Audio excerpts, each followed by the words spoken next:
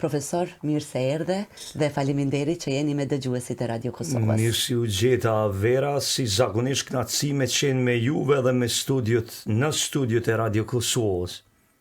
Faleminderit shumë. Sot është dita ndërkombëtare e librit, profesor. Si do të duhej të shënohej kjo ditë në Kosovë sipas jush? Sot është dita ndërkombëtare e librit, unë shfrytëzoj rastin me i uru të gjithë shqiptarët për këtë ditë, që mendoj që është e rëndësishme, mirë po nëse kthehemi te realiteti i juni përditshëm, ai realiteti trivial që ne e jetojmë përditën ne këtu, atëherë më duhet të them që pozicioni i librit dhe ndikimi i tij në shoqërinë tonë ndoshta nuk ka qenë asnjëherë më i dobët se sa që është sot, dhe për këtë arsye qëndrojnë disa mekanizma, qëndrojnë disa shkaktorë që e kanë sjellë deri në këtë gjendje, po themi kështu, pasivitetin e rolit të librit në shoqëri. Natyrisht që libri me krijimin ose me revolucionin industrial dhe krijimin e shumë shpikjeve, krijimin e shumë lehtësirave në komunikim edhe në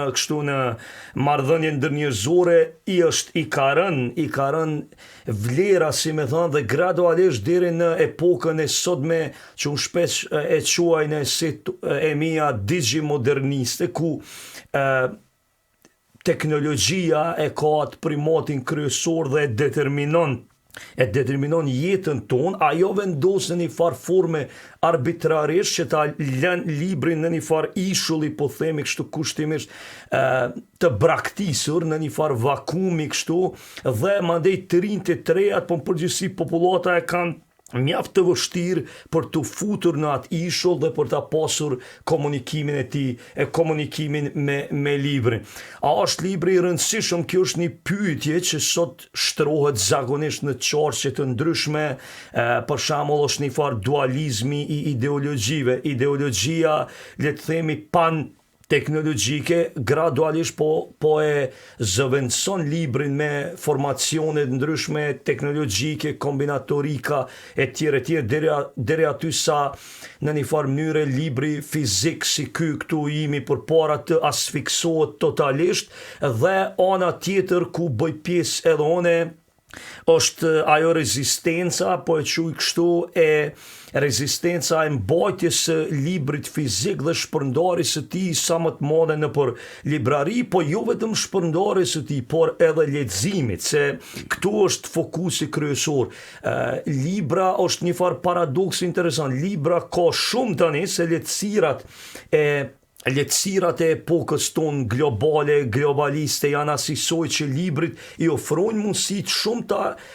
për të qarkulluar. Mirë, po tash mund të flasim për këtë anën tjetër, është bërë ose po bëhet bjerrja e vlerave. Çka është vlerë tani? Një autor i cili librin e ka sikur ta themi një hobi, të cilën e shpërfaqen rrjetet sociale, dhe botimi bëhet i atill, pra botohet për të qenë mainstream në rrjetet sociale, ajo natyrisht që ndikon negativisht. Dhe është krijuar një farë amullie e tillë ku njeriu, edhe i riu edhe e reja, e ka të vështirë të vi së pari deri te kontakti me librin. Mirë, po edhe kur të vi, mandej është shumë e vështirë për ta gjetur rrugën e vërtetë dhe për ta gjetur vlerën e atij libri, që do të ketë një ndikim real në jetën intelektuale dhe në përmirësimin kështu akademik të studentit, të nxënësit e tjerë. Profesor, ju para pak ditësh keni botuar librin tuaj studiemor Noli Biblik. Pse u morët me Nolin në këtë kohë, që është një figurë kryesore dhe që janë marrë dhe shumë të tjerë me ta? A keni gjetur diçka për Nolin gjatë studimeve tuaja që nuk është ditur deri më tani? Noli Biblik është libri i fundit studimor, me këtë kopertinën që e ka punuar vllai Fatlumi, një artist i njohur vizual, me atë portretin hierën të famshëm të Nolit. E pse Noli ka qenë çdo herë pjesë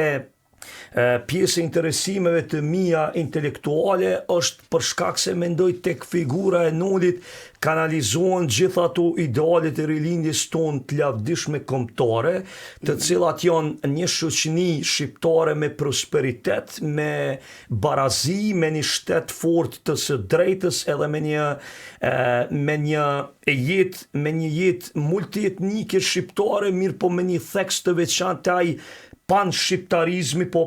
pa këtë konotacionin negativ ose ksenofob e tjerë, po një nacionalizëm racional ose i bardh, i cili mendoj që i nevojitet shumë edhe në ditët tona shoqënisë shqiptare. Prandaj përmes Nolit jam munduar ta bëj këtë farë lidhjen e një intelektuali klerik, mirë po me ideale progresive për një shoqëri e cila nuk merret me atë që është profane, me atë që është e dëmshme për përparimin, po përkundrazi. Pse më ka lënë përshtypje Noli si intelektual, se ai ka arritur me një mjeshtri të rrallë ta përdor vokacionin e tij fetor, vokacionin e tij biblik në shërbim të kauzës kombëtare. Kjo është shumë interesant, sepse kjo e bën edhe figurë të adhuruar në njërin anë, do të thotë e shndron në një kult të adhurimit për intelektualin e madh patriot e tjerë. Po në anën tjetër, nëse shit me një sy pak më kritik, natyrisht që Nolin me raste të tilla shndrohet në një figurë jo konvencionale, kur galerinë e gjerë të figurave biblike që ai përdor në poezitë e tij kryesisht, po edhe në veprimtarinë e tij eseistike, publicistike tjere. Kjo e bën pakso figurë kontroverze për shkak se figurat biblike ai inkorporon në poezinë e tij për idealet e tij politike në aktivitetin e tij real që kishte në politikë në qershorin, veçanërisht në vitin 1924. Unë kam lindur në një familje ku nëna dhe babai fillimisht më kanë ushqyer me ndjenja të fuqishme patriotike dhe më kanë ushqyer me atë idenë që atë dheun e don në atë mënyrë sa që ti mund t'i shërbesh atij. Atë dheun nuk është asnjëherë urë përfitimi ose urë krijimi i pasurive, po themi maramense, ose atë dheu asnjëherë nuk është aktivitet i cili duhet patjetër me të përkthy me lavdi ose përfitim çfarë do lloj, po angazhimi për atë dheun nuk ka kurfar kufiri dhe duhet të jetë i tillë deri në momentet e fundit. Këtë e kam parë vera te Noli, sepse prej fëmirisë së tij, kur e kishte Skënderbeun si figurë të cilën ai e idealizonte për ato idealet që i mbyllte në shpirtat e ushtarëve të cilët i udhëheqte, edhe Noli e pati Skënderbeun në një anë dhe Napoleonin, figurën e famshme evropiane në anën tjetër, për ta krijuar atë prototipin e një intelektuali vizionar, i cili merr pjesë publikisht me fjalën e tij, jo vetëm si spektator demonstrativ. E tha që na duhet edhe neve një Nol sot. Patjetër. Na duhet një figurë, absolutisht na duhet një figurë e cila arrin me kriju ose arrin me shtri, si të thuash, aktivitetin pozitiv në të mirë të punës kolektive grupore tonën si shqiptar në realizimin e idealeve tona që i kemi për të ardhmen. Ato janë forcimi i shtetit, krijimi i një mendësie jo përjashtuese, po përkundrazi përbashkuese mes shqiptarëve, largim i plot nga këto nocionet që mbjellin urrëtie, që mbjellin dasi, që krijojnë polarizim mes njerëzve të tjerë. Dhe natyrisht krijim i një ideologjie që unë mendoj e relativizon spektrin politik në momentin kur bëhet kombëtare ideale. Unë mendoj që secili shqiptar duhet të jetë pjesë e një ideologjie që është shqiptare, pra. E mandej ato politike janë tjetër çka, janë spektër tjetër, po nuk mendoj që shqiptar duhet të kenë polarizim, veçanërisht kur bëhet fjalë për idealet tona të mëdha kombëtare, bashkimin kombëtar, krijimin e një shqiptarie të fortë me prosperitet dhe me integrim botën perëndimore. Këto besoj që e dojmë gjithë dhe duhet punojmë vazhdimisht për të. Ju keni të botuara edhe 2 përmbledhje poetike me titull Dyqanet e Anandas dhe Vështrimi i hënës. Cilat janë motivet kryesore të këtyre poezive? Janë edhe këto? Në një farë mënyrë edhe këto poezi kanë për brenda mesazhet idealet e një progresi social natyrisht, po poezia ime e përmbledhur te Dyqanet e Anandas është më tepër një zhbirilim i brendshëm spiritual i imi, duke u thirrur në përvojat e mia leximore të disa librave, të disa autorëve, për shembull një ndër ta Aldous Huxley me librat e tij të famshëm distopik, veçanërisht Brave New World, që është një prej romaneve kult të distopisë, po Orwellin po ashtu, autorë të cilët kanë krijuar një mekanizëm social, një mekanizëm ku për brenda është liria e individit karshi kolektivit, dhe këto e kam bërë aty në Dyqanet e Anandas është krijuar një sintezë poetike që ka një kollazh, po themi kështu, nëse flasim me termet e Thomas Eliotit, ku përfshihet interesimi im për mitologjinë, interesimi im për konceptin ose paradigmën e botës nga fe të ndryshme të lashta,